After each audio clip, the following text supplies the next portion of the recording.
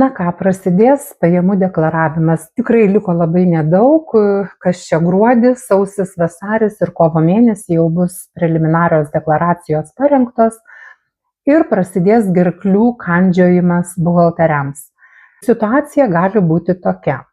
Sakykime, žmogus gauna per mėnesį 2000 eurų ant popieriaus, taiko savo darbovietėje neapmokestinamąjį pajamų dydį, kitaip NPD, ir taip per metus jisai uždirba 24 000 eurų ant popieriaus.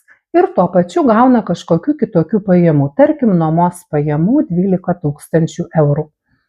Ir deklaruojant pajamas, žmogus tikisi, kad jis nuo tų 12 000 eurų susimokės 15% ir viskas tuo pasibaigs.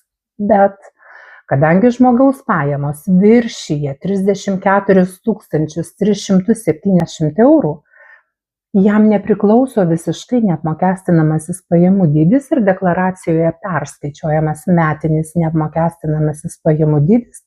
Ir tokiu atveju žmogus turi gražinti į biudžetą dar plius minus apie 600 eurų. Tiksliai neskaičiavau, tiesiog norėjau papasakoti situaciją, nes žinau, kad pavasarį vėl bus triukšmo ir visi sakys, kad buhalteriai blogai skaičiuoja.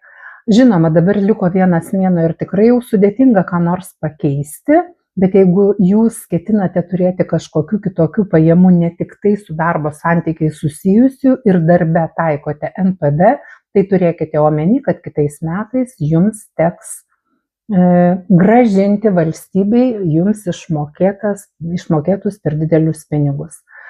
Tai susitiksim, žinoma, dar ne kartą deklaruojant pajamas ir dar kalbėsiu apie tai labai daug, bet čia toksai jau žingsnis į kitų metų, balandžio gegužės mėnesius.